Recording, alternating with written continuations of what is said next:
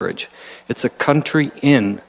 It's called a hotel, but it really is a country inn, and that's what Ms. Steffler is looking to do. But it's only for a 3-year time period. It's temporary because ultimately our goal is to secure the zoning amendment for the 36 stacked townhouses. Once the 36 stacked townhouses are in place, that temporary use bylaw will have ceased and have been expired. We will develop the 36 stacked townhomes, and the Clonmel building will basically become a B&B and an accessory clubhouse to the condominium development. So it will no longer be that hotel. It will no longer have the special events. The special events will be limited to what we will call the Clonmel Village, which includes the 36 townhouses. So it's going to be a clubhouse with a B&B component that Ms. Steffler is going to run and operate. She's also going to be building and developing the 36 stacked townhouses. This slide here just demonstrates the amount of homework that's required in order to get this project through this planning process. And some of these are required at the site plan stage, some of these are required at the rezoning stage. Now, unfortunately, when we went to rezoning, there's a pre-consultation meeting, and we weren't asked to do a traffic study. Obviously, as part of the concerns from the residents, traffic is an issue. We're now going to be doing a traffic study. So we welcome the deferral, and we will work with staff as we continue through this process. So this is the development concept. Clonmel, as you can see, is situated in the middle of the property. There'll be a ring road around it and a series of exterior parking lots. And then there are 4 buildings, which we call stacked townhouses. And you can just picture these buildings gently rolling down the slope. And then in the... Excuse me. I will not entertain reaction like that, clapping, booing. Please, so we're doing business here. Everyone will get their chance to speak this evening that wishes to do so. So please, let's refrain from that and let's keep things going. Thank you, Mr. Mayor. Thank you. I can indicate we had our own open house at Clonmel Castle, and it was very well attended and well-behaved crowd as well. Let me continue. These townhouses will gently roll down the topography because we've taken advantage of the topography, and what we are creating in the interior is this wonderful designed courtyard with all these units ringing this central courtyard. You can just appreciate how aesthetic and how wonderful that's going to look. We are proposing 2 new entrances, one in this location and one in that location. And I'll explain why in a moment as far as why there isn't one central driveway and one central access lane, and it has to do with the design of these units. Now, a lot of people aren't familiar with what is a stacked townhouse, so I'll just use this slide as an exhibit. At the top, we have conventional or a standard 2-story townhouse. You have Unit 1, 2 floors, Unit 2, 2 floors, Unit 3, and so on. And these units are generally 6 meters wide. When we do a stacked townhouse, instead of the units being one on top of the other and one unit, it's actually one bungalow unit with the second unit laying on top of it. So instead of there being a vertical divide here, Unit 1 is one floor plan, Unit 2 is one floor plan. So it's basically one townhouse bungalow unit and another one sitting on top of it, instead of like books being side by side. So that is a stacked townhouse. This is a slide showing the actual architectural details of the floor plans. So again, Unit 1A with Unit 2A above it. And this project is being geared to the empty nesters, to the early retirees type of market who prefer that 1-bedroom unit. There is a master bedroom on the ground floor with ensuite, a kitchen, a dining room, a living room, and then there's an office or a den which doubles as a 2nd bedroom when the grandkids come over and you do need some additional accommodation. The beauty of a stacked bungalow townhouse, members of council, is this feature right here. We've created an elevator which will function for Unit 1A, Unit 2A. There's the elevator, and in fact, Units 1A and 1B, 2A and 2B will both share All 4 of those units will share that elevator so that there are no stairs that are required to be climbed. There are, of course, stairs on each level to accommodate emergency access and in case there's a power failure. But these are stacked townhouses with a bungalow design, and that elevator extends into the basement area where we have the elevator in this location and the stairwell, and 2 parking spots on one side, 2 parking spots on the other side. So the parking for these units is in the basement. You can then come into an elevator, go up to the ground floor for units 1A and 1B, go up to the second floor for 2A and 2B. A very innovative design, specifically geared to the retired market, specifically geared to the empty nester component. These units are over 1,200 square feet, so they're significantly large bungalow type of townhouse units. So this is the 3D rendition of what the units will look like. Here, of course, is Clonmel Castle. These are the units gently going down the slope, and you can see there are breaks in the unit roof lines so that we blend the units with the topography of the site. Similarly, in this location, these units have 1 break, so there's 4 units here, 4 units there, and they come in the driveway here and go into the basement, access the elevator to go up into the various units. That's why this driveway is required, because it serves both this building, and it allows the owners of these condominium units to come in and drive right into their basement. Similarly, with this building here, it will have a driveway coming right into the basement. It's impossible to do that from this angle. We can't come in off Clonmel Lane and come in with the grades that we have. We have to take advantage. We have to work with the grade rather than try and fight the grades. You can see that these buildings all have a front door oriented to the street, and they have their backs oriented towards the interior courtyard. One exception is this building here, which backs onto the existing townhouses and 2 single-family homes on Clonmel Lane. These units specifically face the interior of the project, and the back of the unit faces the back of the common lot line between the 2 properties. Our architects at IBI have spent a lot of time to design these units to be in character with Clonmel Castle. These are representative photographs of this building, and this building. So this is the front, and you can see they're Georgian in architecture, very similar to Clonmel. It's Georgian. The symmetrical placement of windows, the placement of the chimney with the cap on the chimney. The front doors have a side light and a cambered top, a rounded light on the front.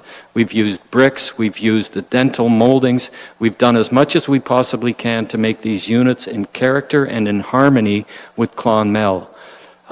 We look forward to working with your Heritage Committee to deal with the actual aspects of the elevations and to ensure that this is a heritage compatible design. This is the 4th block, which I told you was slightly different. Maybe I'll just go back to the other one briefly. So this is the back of the units that face the interior courtyard, and you can see that there are ground floor balconies for those ground floor units, and there are upper floor balconies for that second floor unit. So these folks have their balconies facing that interior courtyard. The difference we did is for this particular block, because we are backing onto existing homes, even though it's townhouses next to townhouses and 2 singles, we've eliminated the upper balconies on that second floor. We've specifically designed this to enhance the compatibility between the existing townhomes and 2 singles and the proposed townhomes. Normally, when you've got townhouses next to townhouses or to singles, that's considered to be a compatible interface. We've even enhanced it further by eliminating those second floor balconies in this location. And again, the architecture, it's Georgian. It steps down that slope. It takes advantage of the slope rather than fighting it. We don't have walkout basements or anything like that because we want to work with the slopes on the side. That same building that I just referred to has a different basement area, which we're calling the special events.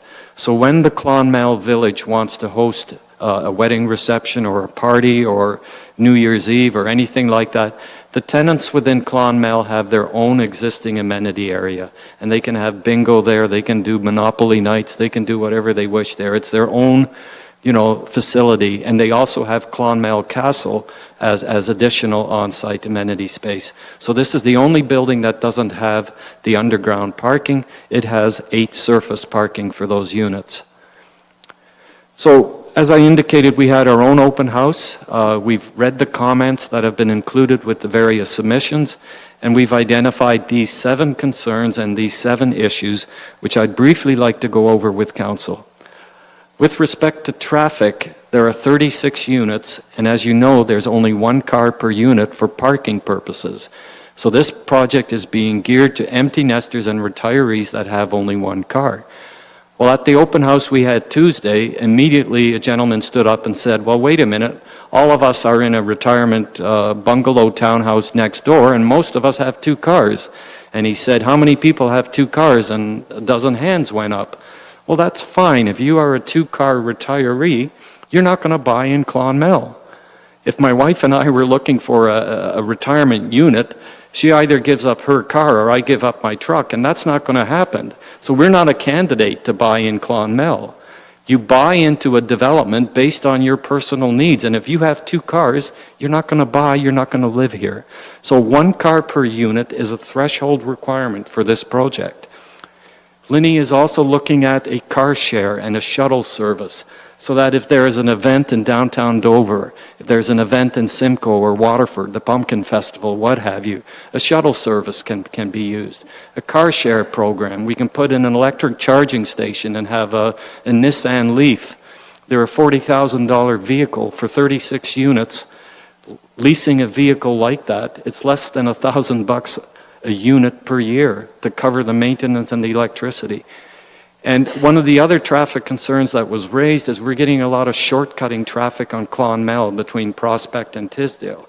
Well, we're prepared to help address that. We'll do lane narrowings, we'll do some berms or some speed bumps on the road, we'll do traffic calming.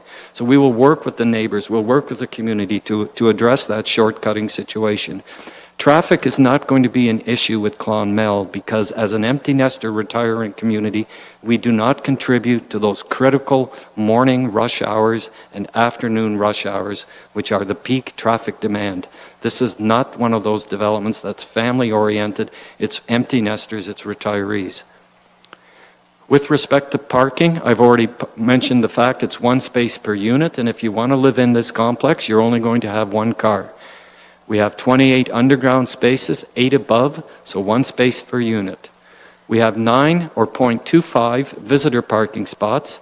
For the B&B, Linny will have 5 spaces, and for the limited special events that are going to be there, we're going to have 14 spaces. So all in all, we have 64 spaces for 36 townhouses and very limited special events when the project is all done. Can I provide more parking? Yes, I can. Do I want to? No, I don't. I want to keep grass instead of asphalt. I want to keep trees instead of asphalt. I think 64 parking spaces is more than adequate. Density was raised as a concern, and density is a tool that we planners use to measure the intensity of a development. If I look at the Clonmel property, and I figure out 36 units on 3.1 acres is 27 units per hectare. When I look at what's next door, we have a total of 2.9 hectares, but the net, when you can eliminate the public street, so I'm looking at the net density, same as I'm looking at the net density here, this area is 20 units per hectare because it has the 2 singles. This area is 31 units per hectare.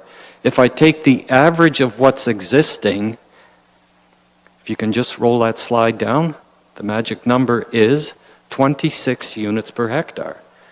Clonmel's at 27. 1 unit per hectare is not a hill of beans of difference. Our density is virtually identical to the density that exists beside us.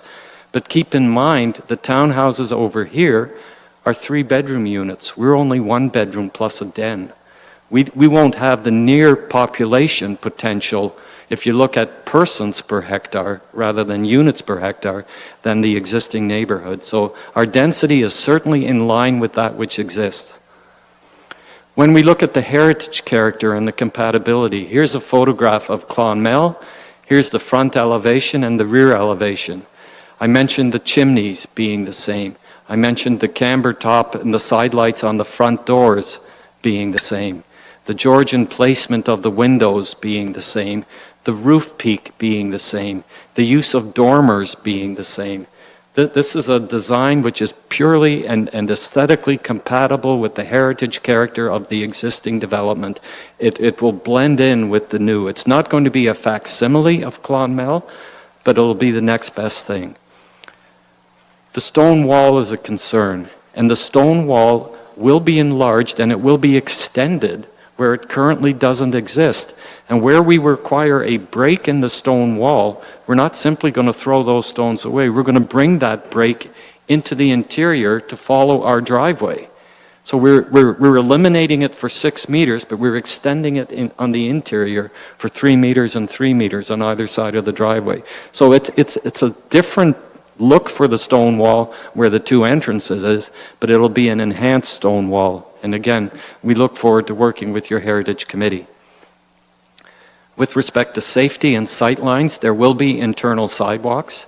Although there are no sidewalks on the adjacent streets, we will have our own walkway system. We will work with your traffic and engineering staff to deal with the shortcutting on Clonmel Lane. And the minimum sightline stopping distance is 85 meters in either direction. We know we meet it on Tisdale. We're pretty sure we meet it on Prospect, but I need more additional topographic survey information.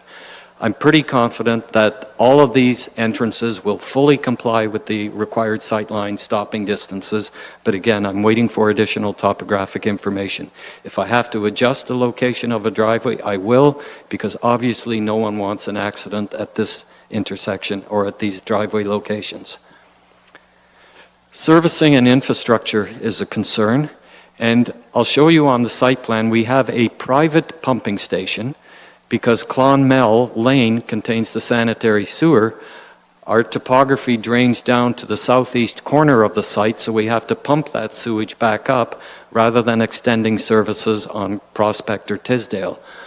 We believe there's adequate capacity, and we're working with your engineering staff to confirm the capacity and the allocations. So while this slide is up, if we can just go a little bit more, please. Thank you. There's the pumping station in this corner here, and it too will be designed to be in character with Clonmel. So the sanitary flows from these buildings will collect in this pumping station. From these buildings, it'll collect in the pumping station, and then there'll be a private force main going back up to Clonmel Lane where the sanitary sewer is. And that sanitary pumping station will be owned by the condominium corporation. There are no tax dollars involved. You will not be responsible for the upkeep or the maintenance. It's perfectly private. So that brings forward the last concern, which is tree management. One of the first things we did when we were retained by Ms. Steffler is we did a topographic survey and we identified all the trees. Our arborist has gone out there and she has measured the health and the potential longevity of the trees, and our efforts will be to maximize the amount of tree preservation, because as a development plan you get more money when you save trees. It just makes common sense. It's an asset, it's a valuable asset. So from that standpoint, it's in the developer or Ms. Steffler's interest to maintain as many trees as possible. And on top of that, there will be additional tree plantings, which we will gladly go through a very comprehensive site plan process. So the 7 issues that have been raised in the letters from the residents, the 7 issues that have been raised in the staff report and at our own open house, we're more than confident that we can address them. And we look forward to working with the planning department as we continue further on this application. So our request is twofold. Please legalize the temporary use permission so that Ms. Steffler has an income to support this wonderful heritage resource, because without an income, the property will deteriorate, and no one wants that. It's a public asset to maintain this building. And then our second request is We will accept the deferral, and we look forward to working with staff and the public to fine-tune this development concept and restore Clonmel to its stature and to create it as the focal point for this new enclave, this Clonmel village with its own central courtyard and wonderful architectural design. Those are my submissions, and I welcome any questions. Thank you very much, Mr. Arians, and I'll just ask if there are any questions from council members to Mr. Arians. I see Councillor Wells, please. Thank you very much, Mr. Mayor. Mr. Mayor, I just have one question. Did I hear you correctly at the end of your presentation suggest that you would support the deferral, or that you are in agreement with the temporary deferral? Through the chair, yes, we are. Okay, thank you very much. Thank you. Councillor Brunton, please. Yes, very quickly, very good presentation, John. Thank you, sir. Quite impressed with it, really, but you touched on the water and sanitary, but how's the storm sewer handled? So through the chair, again, Mr. Topography, Mr. Gravity drains in this direction. We would be looking at some kind of stormwater facility in this location to deal with perhaps quality. We have the water course and the river right over here, which is our legal outlet. We would do a stormwater facility here, and it would be landscaped with perhaps a waterfall and a fountain and, things like that. And then there will be an outlet into the river in this location. So we're going to deal quality and quantity control on site. Thank you. You're welcome. Thank you. Councillor Columbus. Thank you, Mr. Mayor. Mr. Arians, I thought you mentioned you tried to save the trees, but I think I drove by there one time and I thought I saw someone cutting trees on that property previously. So, proper forestry management means you remove diseased and dying trees. I'm sure that's what was occurring. I don't know when you drove by, sir, but it's not like, quickly clear cut and then make an application. It's not that situation at all. That's a good answer. Thank you. You're welcome. Well, you never mentioned garbage control or snow piling, where that would be collected in the garbage. All right. As a condominium corporation, we have two options. We can create a very ugly central pad where everyone brings their garbage and the raccoons love it, or we can provide internal garbage collection. When we look at the slide of the underground garage, we have lockers, we have storage areas, we can create a garbage room in each of the buildings, and the condominium corporation, once a week, a guy in a pickup truck hauls it away, takes it to the dump. It doesn't have to be public. In fact, I would prefer it to be private because I don't want to create an ugly garbage pad out front. Snow plowing will be private as well, and when we go into the site plan process, there will be areas for snow clearing. For example, sir, if you look at this location here, the guy would simply push the snow and it would pile here. Snow could be stored here and here. There are other areas where snow can be stored, so it's something that we build into the site plan. You're Okay, welcome. thank you. Further questions to our speaker? Okay, not at this moment. There may Sir, be if more I can later. request if residents do speak, if there are issues, if I could follow up and perhaps address those? You always have the opportunity to address any issues that are brought up by anyone. Councillor Oliver. Thank you, Mr. Mayor. Just a quick one while Mr. Arians is on his feet. John, you did mention in terms of the heritage wall, what you're going to do with the two entrances, and I think that's a very good compromise. But I also heard you make reference to extending the wall Yes. in one location. Where would that happen? So the existing wall along the street here only goes to a certain point, and then it peters out. It is no more. So we will take it from its current terminus and extend it northerly and bring it along into Clonmel as well. Okay. All right. Thank you. You're welcome. Thank you. Thank you. Is there anyone else in attendance who wishes to speak in favor of this application? Please.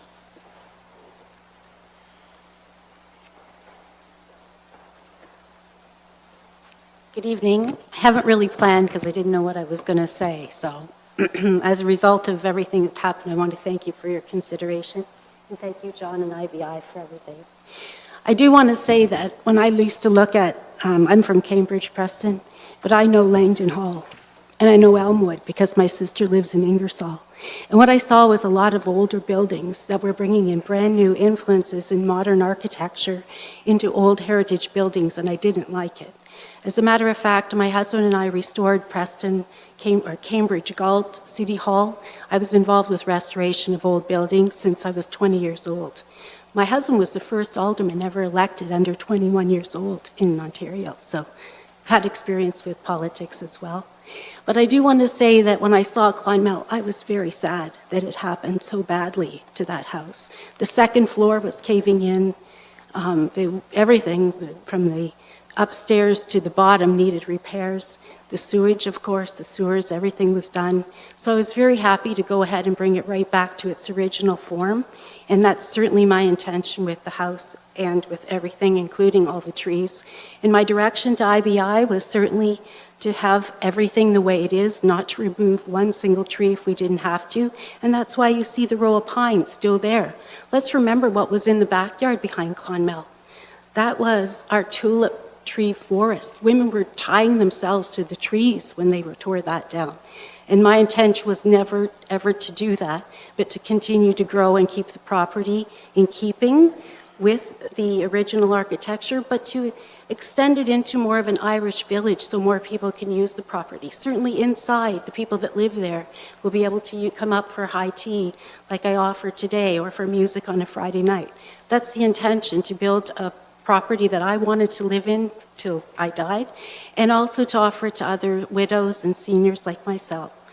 So that's really all I wanted to say, except that I can assure you that I'll give you the best caretaker for the property in the future. One quick thing on the wall, there is a gap where the gate is that's falling in. And when we take that little space out, the 6-meter space, I want to fill in the gate and fix that portion of the wall. But like John said, on the other side, there is no wall extension. So we wanted to finish that, carry it up, complete the cycle. And I know the rest of the wall is still there on the other side, so we still are maintaining the look and feel for the whole subdivision. But I have the original standards I found in the furnace room. So each entrance will get one of the original Clonmel standards. And I don't know if anybody has any questions. Thank you, Lenny. And that's it. are there questions from Okay. Councillor Oliver, please? Thank you, Mr. Mayor, and thank you for your comments, Ms. Stifler. You live in the Clonmel building now, Yes, sir. and it's your intention to continue living there even once this development is all complete? Absolutely. Thank you. Thank you. Other questions? Not at this time. Thank you. Thank you. Is there anyone else in attendance this evening that wishes to speak in favor of this application? Yes, please. And if you just give us your name. Thank you. My name's Joe Choswick, and I'm a resident of Port Dover. Also a friend of Lenny's, and also a friend of some of the against team, too.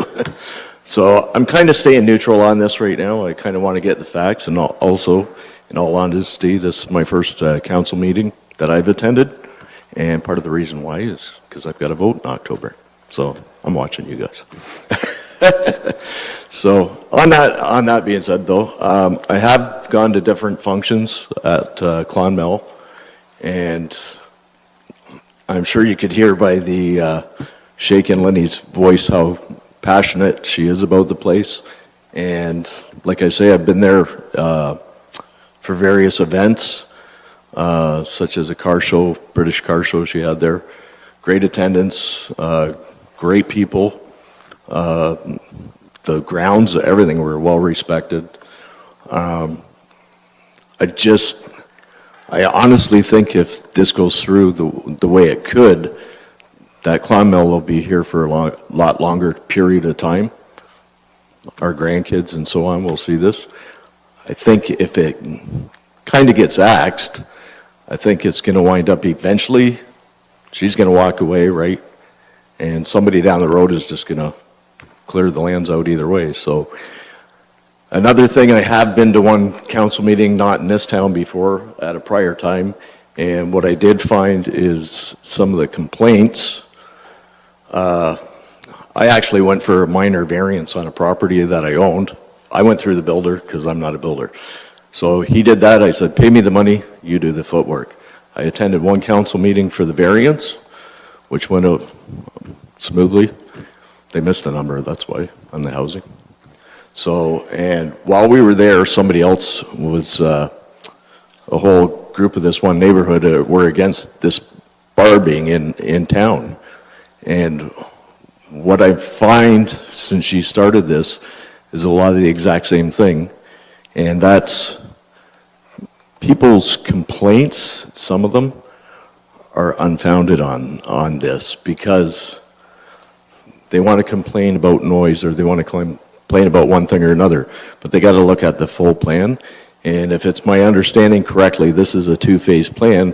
One, first of all, for it to be the hotel, and that's going to be the start of everything and also bring income.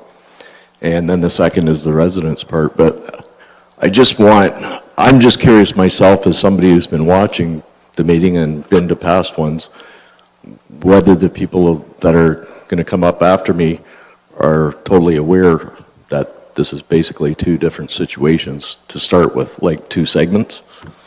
So I just want to be sure of that, but I think it's a great idea. I think Clonmel will last longer. If anyone, I do understand the heritage part of things on that as well. I've been around different committees to see that as well. So if anybody respects old architecture, I do. So, but appreciate the time. Thank you. Okay, hold on. Thank you, Joe. And are there any questions for this gentleman? Thank you, sir. Thank you. Is there anyone else in attendance this evening that wishes to speak in favor of this application? Yes, please.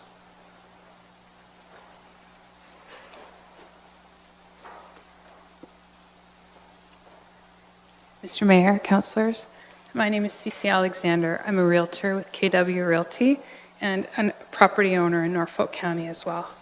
I came across the castle through a friend and stayed for an evening and immediately fell in love with the property. Since then, the owner has asked me to provide some counsel on what the approximate cost of the units would be and to gauge market response. I just wanted the room to understand that at this time, I have a waiting list of 23 names anxiously awaiting to take a look at what's going to happen with this. They are charmed by the luxury, the history, and the whole project, and really excited to be a part of it. Now, I'm sure that all of those may not buy in the end once they see the price, but we're getting an amazing response just through rumor alone. Thank you. Any questions? Thank you very much. Okay. Is there anyone else present that wishes to speak in favor of this application?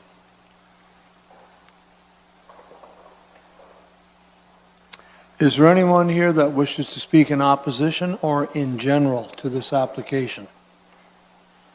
Yes, please. We'll do. Thank you.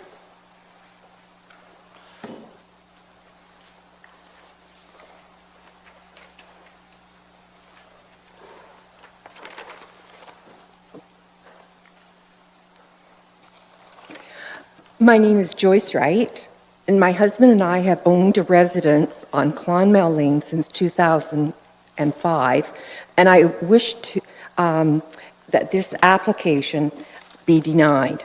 There are many issues which I could address. I will limit myself to two: parking and proposed uses. Firstly, the parking.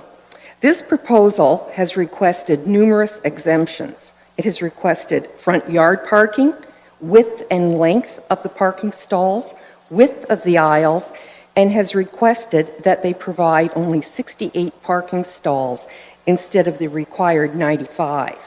That is only providing 71% of the parking that is required. I strongly urge council to ensure that the parking requirements are adhered to strictly. There are no adjacent streets in the area to accommodate overflow. We have Prospect, which is not probably where we want to leave our cars. We have Tisdale, and we have Clonmel. And if you do not park, and where's any overflow parking? Now, I realize it's been pointed out that there's going to be limited to one car, but there's going to be visitors as well.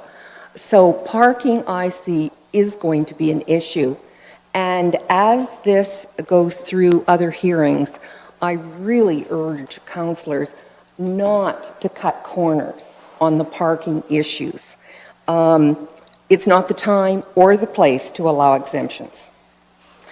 Secondly, in section 6.2.1, proposed uses, and I quote, "The development proposed seeks flexibility of use to ensure the economic viability of the development and to provide a unique tourism destination."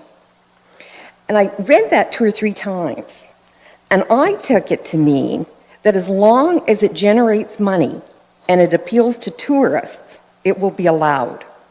I strongly encourage council not to agree to this. There are many issues that could be addressed, but even just these 2, I believe, warrant a denial. Councillor Wells, question time. Thank you very much, Mr. Mayor, and a question to you. You live there in Camel, We have a residence there. and what is the parking like now? The parking now, thank you for asking. The parking now is a challenge, okay? But we cooperate and we make it work. On the evenings when there are, or the days that there are special events going on, it is a big challenge. If I have a visitor coming in the evening and I know that there's an event being planned at the castle, I will put my own car out on this to take a street parking so that my visitor can use my driveway to ensure they don't have to park on Tisdale Road or Prospect somewhere. So parking currently is an issue. The other thing I think needs to be taken into account is we have been cooperating very nicely with parking in the area. And there aren't parking restrictions at this point, and that's because the residents there have been working together to try to make this work. But when events happen at the castle, it is a problem. Any other questions? Thank you very much. Anyone wishing to speak in opposition? Please.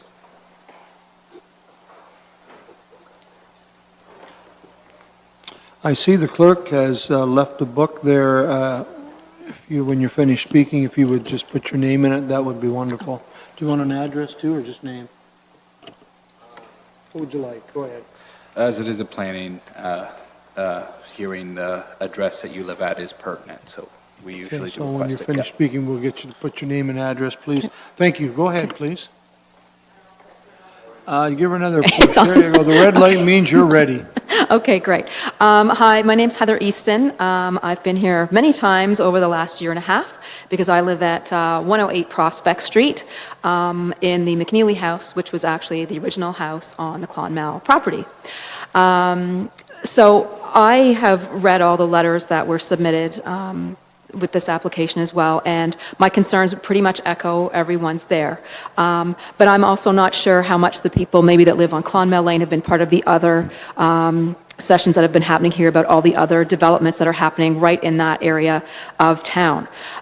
So right behind, I don't even know, you can't really see, but some of the drawings they do have that shows Prospect Street. There is the subdivision that is in the first phase that is going in behind the homes that are on Prospect. I believe there is another subdivision that's to be built along the trail at Prospect. Across the street from me on Prospect, which was hazard land, has just been approved to have a home built there because the zoning was changed. And I just think that this application should be denied at this time. It is a heritage property. There's already so much going in that we've been told is going to max out sewage.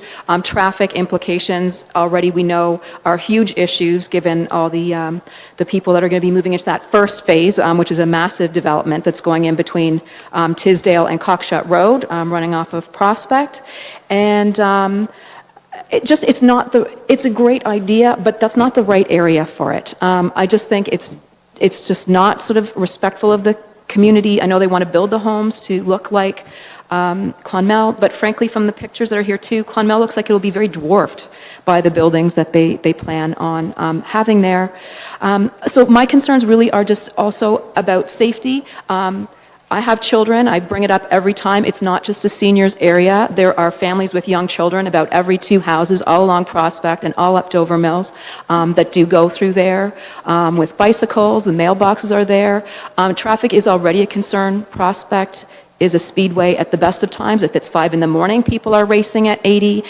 It's already a nightmare. And just trying to imagine an entrance coming off of the corner of Prospect and Tisdale on those slopes is just insane to me. I don't know. It seems shocking to me that that's proposed at this time. I don't see at all how that's going to happen. I know they've talked about having traffic studies. It just seems like this is not the location for what she's proposing. And I would propose to just refuse the application.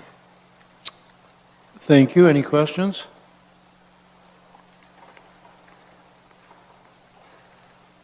Councillor Wells. How long have you lived in this area? I have lived at 108 Prospect Street since August 2010. 2010. Mm-hmm. Thank you. Yep. Thank you very much. Anyone wishing to speak in opposition, please? If you can give me your name. Hi, I've got a cold, sorry. My name is Erica Boone, and I'm one of the... Erica, just pull that up. Just pull it up. Yeah. Thank you. Now I can hear you. Okay. Thank you. Hello, everyone. My name is Erica Boone, and I'm one of the co-owners of 156 Prospect Street, and also known as the Ivy House, and it has been in our family for 100 years. So we win the jackpot for who's been here the longest. I don't know if you've been to the area. It's an area of single-family homes with lovely gardens, large yards, 2 stories at most.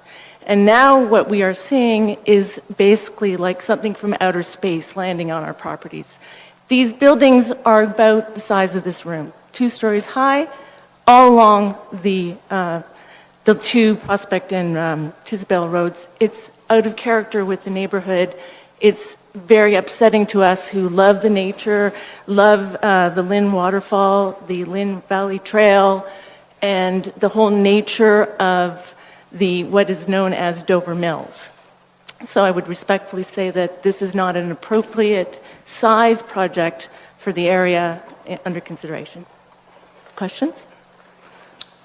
Questions? Yes? Councillor Wells? You live there, how's the traffic, do you have any traffic concerns? Oh, it's terrible. People speed. speak We've about been that. here before talking about traffic issues.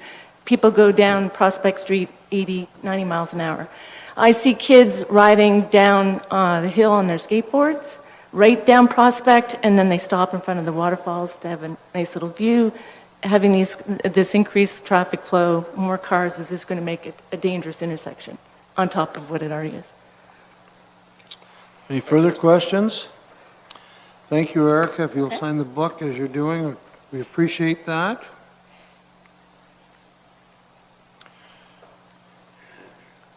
Anyone else present who wishes to speak in opposition? Yes, sir.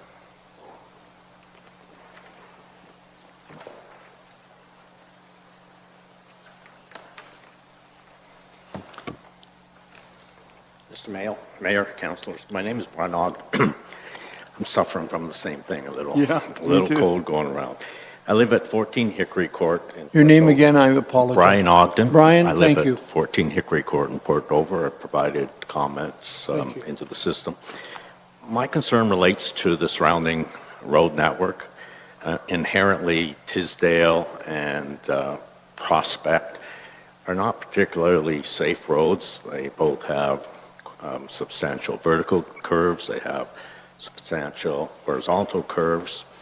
They join at skew, so they're not at 90 degrees. So it's very difficult to have good sight lines in either direction. And I know the county does its best in maintaining these roads. You have a lot of vegetation that has grown over. It makes it very difficult to to be able to see in any direction. And I bike down there, I drive down there, and people often are crossing the center line because they just can't see any distance. And there's not a lot you can do to improve that because you have the creek and the hazard lands off on the one side of Prospect, so it's very difficult to do much to improve the road. To sight lines, as a retired transportation planner, I think you have to be pretty creative to get very good sight lines there, just given the inherent challenges of the area. I'm not speaking in support, I'm not speaking in opposition. I drive these roads, I walk my bike up the sidewalks. Some other people do too, simply Prospect is just very dangerous. The traffic does speed. Adding additional entrances there just makes it all that more difficult for everybody. Just increasingly becomes a major safety issue. That's my comments. Thank you. Questions? Brian? I don't get a comment. Questions? Thank you.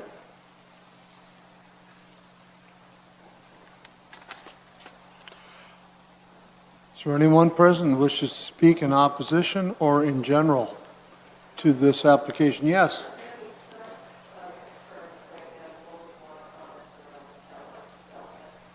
That is correct. The next application, 1800 or 180, is will be dealt with after this, 18100.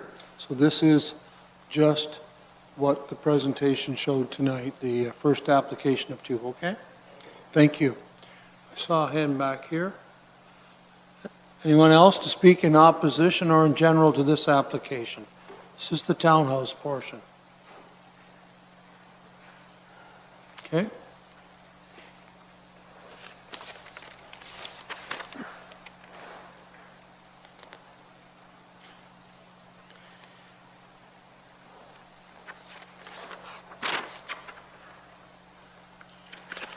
Mr. Arians, do you wish to address any of the issues that residents raised? You have that opportunity. Thank you. Thank you, Mr. Mayor, and I do appreciate the opportunity.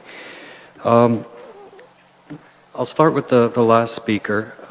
Sir, I'm not at all a creative transportation engineer. When it comes to safety, you either meet the standards or you don't. To give you an idea, what is a stopping sight line distance? If you're coming over the crest of a hill or if you're coming around a curve, by the time it takes you to see someone is pulled out of a driveway and you lift your foot off the accelerator, you move it over to the brake and you apply the brake and you can stop your vehicle based on a design speed of 60 kilometers an hour, it's 85 meters. Whether it's a hill or a curve, we will have more than 85 meters. I'm confident that we will comply. Safety is not a concern with these entrances. If safety was a concern, we would not be proposing these entrances. You've heard that there's a lot of other development activity planned in this area, and therefore this property, for some reason, should not be developed. 3.2 acres with one house does not represent efficient development.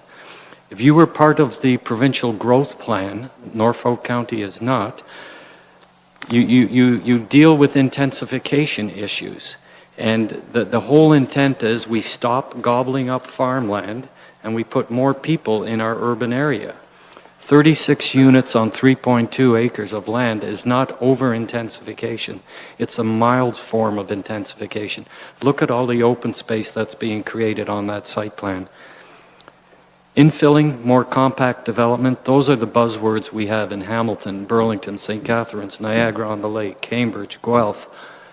Those are the buzzwords that we as planners have to adhere to. With respect to parking, we will provide as much parking as what is required to satisfy this municipality. Again, it's a balancing. We don't want to have too much, we don't want to have not enough. I use this at the open house. When I design a commercial plaza, I don't design the parking for a liquor store to accommodate the demands on Christmas time, because that's an anomaly. It's the average time of year that determines the parking. There will be special events. There will be a Mother's Day, a Father's Day, a Christmas, where more people may come to this facility. But that's part of living in an urban environment, and you can't avoid that. If one of the Clonmel townhouses had a wedding, 50th anniversary, whatever, and 15 guests show up, where do they park? It's a special event, the neighborhood accommodates it. We all live in an urban environment. We look forward to going through that site plan process where we will fine-tune the parking requirements. And with respect to the flexible use, we will work with staff to come up with a list of what are appropriate uses for those special events. So traffic speed, we can't control speed. That's you and your enforcement that you have to control. I can control a safe access and adequate sight lines, but I can't control someone speeding at 80 or 90 kilometers an hour or even miles per hour, as the one Ms. Boone talked about. There will be open space on the site. The development will be in character. And I would suggest to members of council and to the public that this neighborhood is evolving. This is not a static, stable area. We have subdivision activity to the north and to the east. We have redevelopment on this property. It's not like it's an existing mature neighborhood. This is a 3.2 acre parcel of land with only one dwelling. So again, thank you for the opportunity to respond to some of the issues, and we look forward to receiving a deferral and moving forward to address the issues. Thank you. Thank you, sir. Anything further from members of council on this? Any other questions? I'm sorry, Councillor Columbus? Yeah, just, we heard a lot of the people that oppose this about skateboards being used here on this hill, especially Prospect Street, scooters, bikes, and someone mentioned they walk their bike up. Can we have Mr. Arians back and I know someone in the neighborhood there has actually videotaped this activity. Can you comment on that? Have you seen this kind of thing going on there with skateboards? And Through the chair, I personally have not witnessed it, sir, but I'm not in Port Dover on a regular basis. If there are concerns of skateboarding and bicycling on Prospect, the municipality has a 20-meter right-of-way. You can create bike lanes. You can create a sidewalk. There are things that you as a municipality can do with development charges and other development incentives. You can work with Ms. Steffler through the site plan process to perhaps put in some sidewalks. a 20-meter right-of-way, perhaps they have to take the wall out then. Oh, so the wall is on private property. Thanks. Thank you, sir. Anything else, council? I will now entertain a motion to close this public meeting. Wallace has moved. Oliver has seconded that we close this public meeting. Those in favor? We have closed the public meeting. There is a staff recommendation for your consideration, or an alternative will be in order, and it is found on page 202. Councillor Wells, please. Thank you, Mr. Chair. Mr. Mayor, I'm going to move the recommendation that's contained within the report for a deferral. Thank you. Do I have a seconder for deferral? Councillor Black. Wells has moved. Black has seconded that the application of Lynn Steffler, it should be Lenny. Another E. Lenny Steffler, 150 Prospect Street, Port Dover. This affects the lands described as part of Lot A, Part 186, Block 5, Plan 1223, Urban Area, Port Dover. This is to amend the Norfolk County Zoning Bylaw 1Z 2014. The file number, gentlemen, is in front of you. Recommended for deferral for reasons set out in the report, DCS 1899. Discussion on this motion for deferral? Those in favor? Carried, thank you. I am now going to page 263 of your agenda. This is staff report, DCS 18-100. An application has been received to consider an amendment to the Norfolk County Zoning Bylaw 1Z 2014 to permit a hotel on a temporary basis for a period of 3 years.